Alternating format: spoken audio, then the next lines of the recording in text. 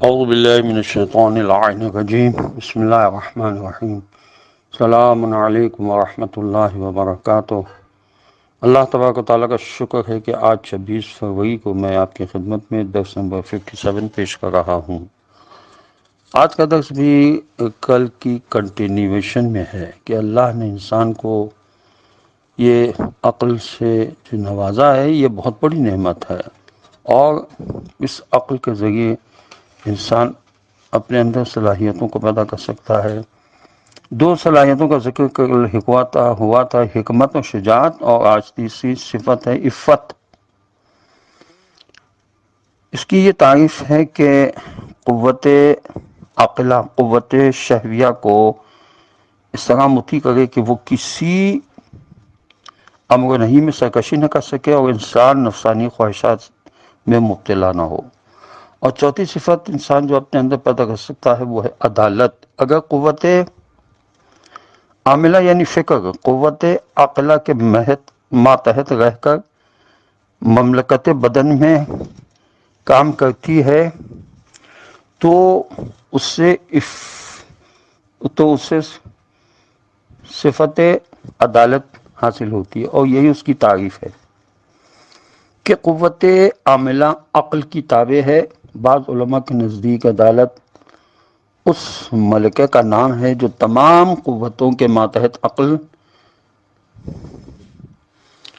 ہونے سے انسان کو حاصل ہوتی ہے، اور تینوں قوتوں یعنی عقلیہ، غضبیہ، شہویہ کے فضائل اسی قوت عاملہ کے ذریعے حاصل ہوتے ہیں۔ مذکورہ بالا 4 بنیادی صفات حمیدہ، حکمت، شجاعت، عفت، عدالت کے مقابل میں 8 بنیادی صفات غزیلہ ہیں، کیونکہ ان میں سے ہر ایک کی افراط و تفرید اور ان کی کمی ذاتی اخلاق غزیلہ میں شامل ہے۔ گویا ان میں سے ایک صفت حمیدہ کے مقابل میں 2 صفات غزیلہ ہیں، ایک طرف افراط اور دوسری طرف تفرید۔ پس حکمت کے مقابلے میں 2 صفات غزیلہ ہیں، ایک افراط یعنی فضول اور لا یعنی امور میں فکر کو صرف کرنا اور اس کا اپنے موضوع سے ہٹ جانا۔ دوسری تفریط یہ ہے یعنی قوت فکر کا ان امور میں فکر کرنے سے عاجز ہونا جن میں تفکر ضروری ہے۔ اسی طرح شجاعت کے مقابلے میں افراط یہ کہ قوت غضبیہ ایسے امور کی طرف متوجہ ہو جن سے پرہیز کرنے کا عقل نے حکم دیا ہے، اور تفریط یہ ہے کہ ان امور سے منہ پھیر لے جن سے منہ پھیرنا مناسب نہیں، یہ اسے بزدلی کہتے ہیں۔ علی ھذا القیاس عفت کے مقابلے میں 2 صفات غزیلہ شر اور خمور ہے۔ اگر شر کی طرف افراط ہے اور اس کے معنی ہیں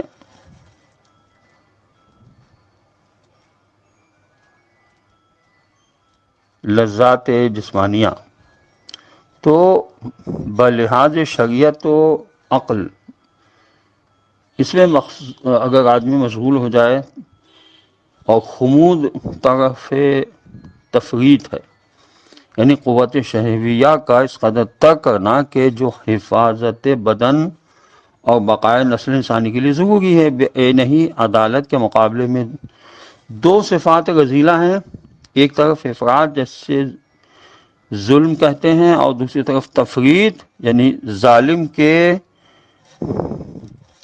ظلم کو بطور ذلت و خواری کے قبول کرنا اور اس کے دفع کرنے کی کوشش نہ کرنا، یہ بھی شرعاً اور عقلاً مذموم ہے۔ اوصاف حسنہ و اوصاف قبیحہ میں جو فرق بتایا گیا ہے تو وہ یہ ہے کہ انسان کے افعال ظاہراً نیک ہوتے ہیں، لیکن واقعہ میں نیکی سے ان کا تعلق دور کا بھی نہیں ہوتا۔ اس لیے ضروری ہے کہ کوئی معیار مقرر ہو جس کی مدد سے ہم حسن و قبح کی حقیقت کو سمجھ لیں، اور عاقل پر کوئی بات مشتبہ نہ رہے۔ فعل کی بھلائی اور برائی نتیجے کے لحاظ سے ہوتی ہے، بعض کاموں کا نتیجہ جلد نکل آتا ہے اور بعض کا دیر سے۔ اس طرح حسن و قبح کے لحاظ سے بھی نتائج مختلف ہوتے ہیں۔ ان نتائج کا کما حقہ جاننا ممکن نہیں ہے، اس لیے اللہ تعالیٰ نے اپنے علم سے ہمیں خبر دی ہے کہ فلاں کام کا کرنا بہتر ہے اور فلاں کام کا کرنا بہتر نہیں ہے۔ اسی لیے قانون شریعت نے جس چیز کو ممدوح قرار دیا وہ خوش اخلاقی میں شامل ہے، اور جس چیز کو مذموم یا ممنوع قرار دیا وہ بد اخلاقی کی فہرست میں شامل ہے۔ پر جو شخص اپنی قوتوں و صلاحیتوں کو عقل و شرع کی ماتحتی میں رکھتے ہوئے استعمال کرے وہ صاحب اخلاق کہلائے گا، اور جو عقل و شرع کی حدود سے باہر قدم رکھ کر خواہشات نفسانی کی پیروی اور غیر شرعی امور میں اپنی قوتوں کو صرف کرے گا وہ بد اخلاق کہلائے گا۔ اب اخلاق حسینہ کی محافظت اور اخلاق رذیلہ کے معالجات کا قاعدہ کلیہ پیش کیا جا رہا ہے۔ اخلاق حسنہ کے حصول کے لیے ایک ترتیب مقرر ہے جس کی رعایت لازمی ہے۔ جب انسان اس عالم جسمانی میں ظہور کرتا ہے تو پہلے اس میں قوت شہویہ موجود ہوتی ہے۔ کیا آپ نے نہیں دیکھا کہ بچہ پیدا ہونے کے فوراً بعد ہی ماں کی دودھ کا طالب ہوتا ہے؟ البتہ اس وقت یہ قوت ابتدائی مراحل میں ہوتی ہے۔ جب آہستہ آہستہ اس میں تکامل و کمال پیدا ہوتا ہے تو قوت غضبیہ کا ظہور ہوتا ہے، اور اس میں خواہش پیدا ہوتی ہے کہ اپنے سے تکالیف اور مضرات کو دور کرے۔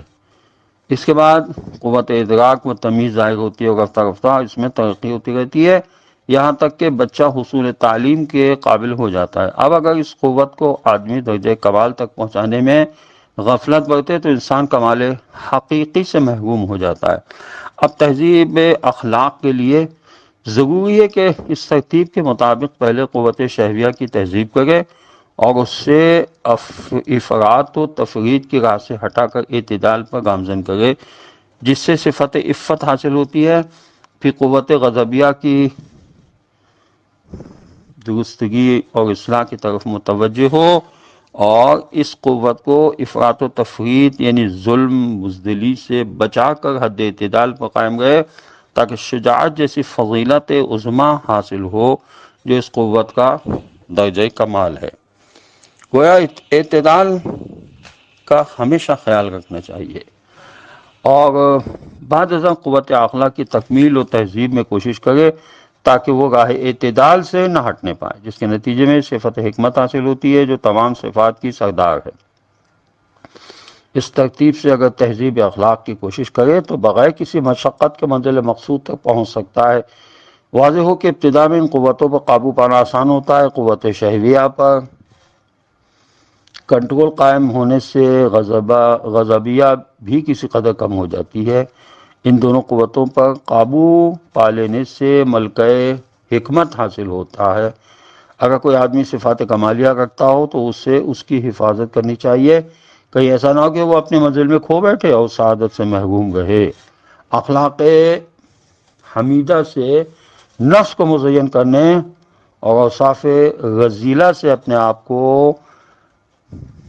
پاک کرنے کے لیے چند امور کی رعایت لازمی ہے، جس کا ذکر انشاءاللہ اگلی نشست میں کیا جائے گا۔ امید ہے کہ لوگوں کو یہ درس فائدہ دے گا، اور اس سے لوگ اپنے اندر جو صلاحیتیں خدا نے دی ہیں ان کو بروئے کار لانے میں کوشش کریں گے۔ انسان کے اندر جو خدا نے قوت و طاقت عطا کی ہے اور خصوصیت سے 4 قوتیں عطا کی ہے ان کو عقل کے ماتحت رکھے۔ ایسا نہ ہو کہ وہ شیطان کے کنٹرول میں چلی جائے، انسان خود شیطان کے کنٹرول میں چلا جائے، اور پھر وہ اخلاق حمیدہ سے محروم ہو جائے اور صفات غزیلہ کا اس کے اوپر تسلط ہو جائے۔ خداوند عالم کی بارگاہ میں دعا ہے کہ پروردگار ہمیں قرآن پڑھنے، پروردگار ہمیں معصومین علیہ الصلاۃ والسلام کی تعلیم کردہ چیزوں کو پڑھنے اور ان پر عمل کرنے کی توفیق نصیب ہو۔ خدا وارث قرآن کے ظہور میں تعجیل فرما دے اور ہمیں ان کے اوان و انصار میں شامل ہونے کی توفیق نصیب کرے۔ وآخر دعوانا ان الحمد للہ رب العالمین، والصلاة والسلام علی اشرف الانبیاء والمرسلین وعلی آلہ الطیبین الطاہرین المعصومین المظلومین۔ والسلام علیکم ورحمۃ اللہ وبرکاتہ۔